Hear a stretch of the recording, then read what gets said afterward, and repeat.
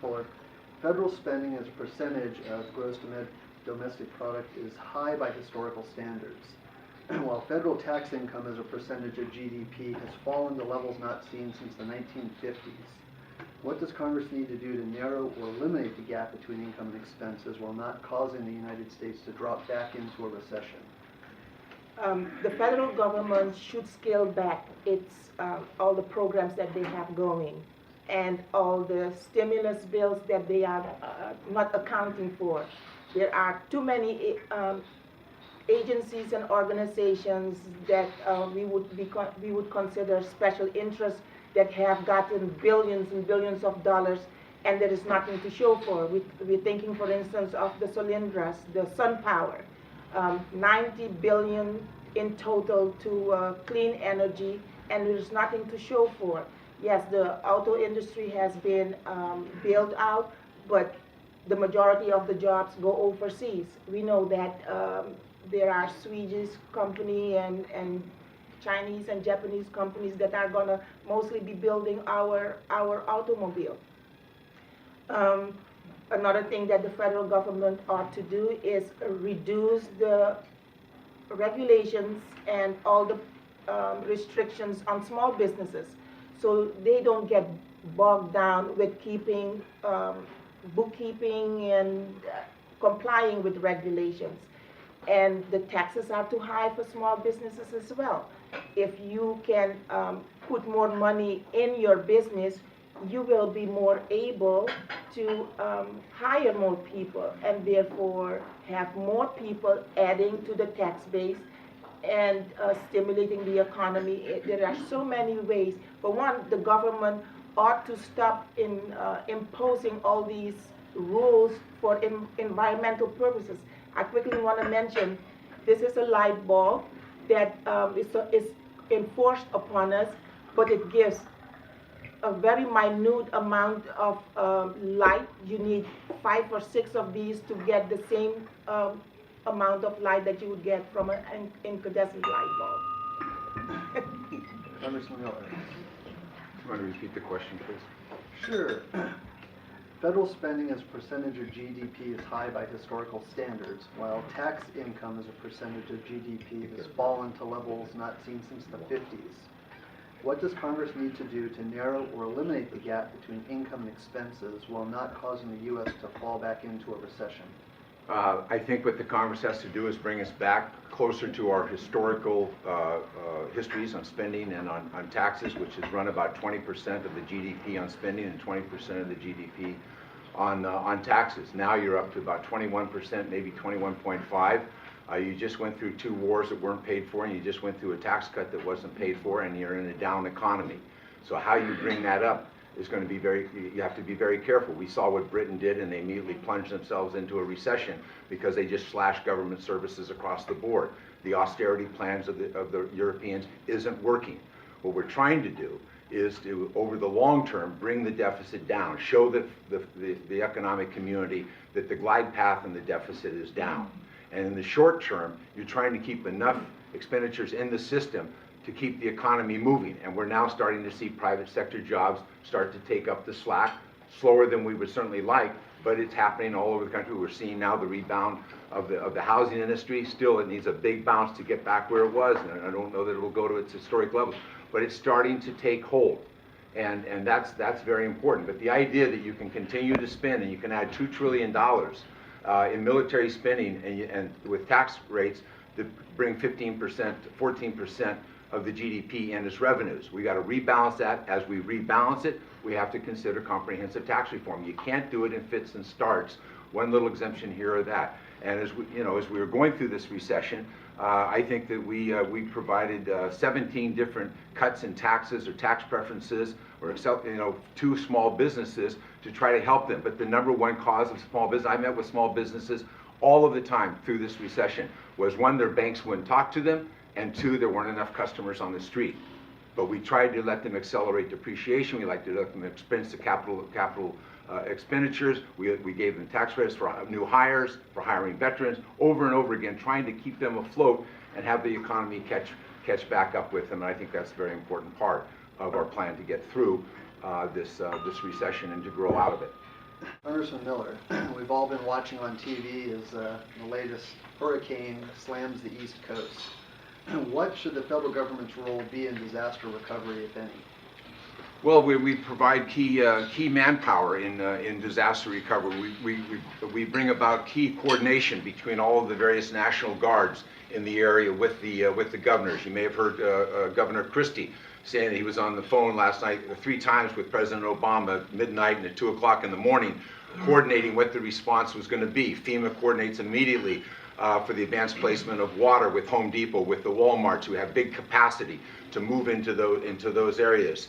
And that's a very important part. The federal government is the central organizing principle around this, and also can make available immediate money to do the hirings, whether it's cleanup or rehabs or what have you. The states can pay us back. They never do, but they could pay us back.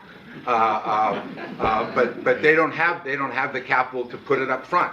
When you get a massive storm, this is 1,000 miles across, and we're just now discovering what has taken place. And for utilities and others, that cost has to be front. But there is a role for the federal government. Nobody else has the lift capacity to get supplies to a particular region. We have that with the Air National Guard, with the Air Force, with the military, and that's a very, very important part of FEMA. FEMA, we saw what it was doing right during many years, then we saw when it was attacked and its budgets were slashed and it couldn't respond to Katrina. We've now rebuilt that over the last several years since Katrina, and it's a much better agency in terms of responding to the local needs of states. But the governors are the ones who dictate those local needs, what they need, what they don't need, how they think it would be best before. They file that application, and that's what Governor Christie was doing at midnight with President Obama, who was making out his application, what he thought he needed over the next 24 hours, and was worthy of a declaration of a disaster, so that it could all happen in immediate time without the Congress.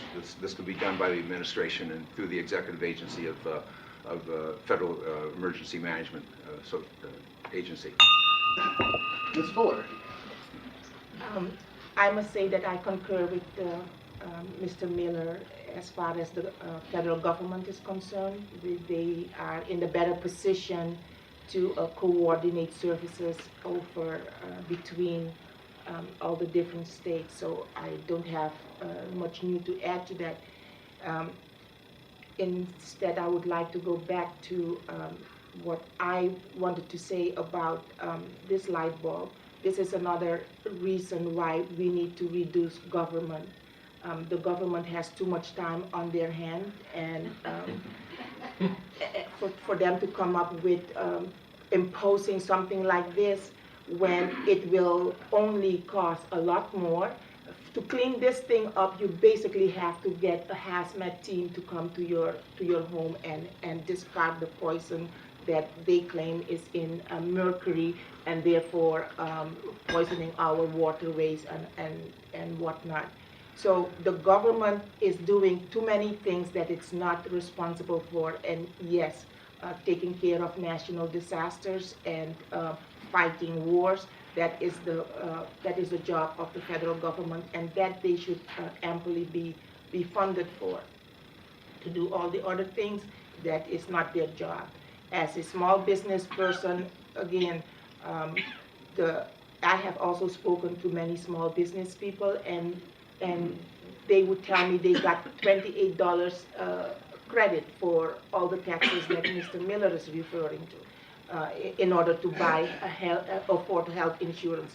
So it may all sound very fine and dandy, but in reality, that's not what they get back on their expense books. I'll leave it at that since my time is up. I think is near and dear to both of your hearts on education. What do you feel the federal government's role is in K through 12 education, Ms. Fuller? I am for voucher system. I believe that parents have they're in a better position to say and steer their child into the direction and education that they believe will serve them as adults. The federal government, the way they have the public schools structured, and the fact that teachers unions and other unions basically have a stranglehold on how Congress and Mr. Miller decides on who will get funded and what the funding will go towards is not serving our children. Too many times, in particular in poor and minority neighborhood, those kids are captive audience. They're basically shackled to a failing school system. And if you afford them the option to take their vouchers, which is also paid for by taxpayers, and they can shop around to the best school for the best education of their children, they are in the better position to make that choice. Right now, they don't have that option. I am very disappointed and upset that the first thing Mr. Miller did when Obama got into office was to defund a very successful program in the inner city of Washington for those families that would have to send their children to substandard and dangerous school in violent neighborhoods. On education, I believe very strongly in what the President and Secretary of Education are doing, which is to try to give large districts across the country and states the flexibility and the ability to design their education system for the future. And this is called Race to the Top. And this gives states the ability to bring in the Common Core standards. I was just attended a conference run by the Contra Costa County Schools for the state of California of teachers from all over the state, administrators, about how to implement the Common Core standards. This was put together by 47 governors, Republicans and Democrats, who said this is the way we want to go in the future to become internationally competitive. And we want to have new assessments. We no longer want multiple choice questions. We want our students to be able to demonstrate the knowledge that they've learned, to be able to write about it and explain it, and not just fill in a bubble and have a 20% chance of getting the right answer. And so this is very fundamental and very important in terms of education reform.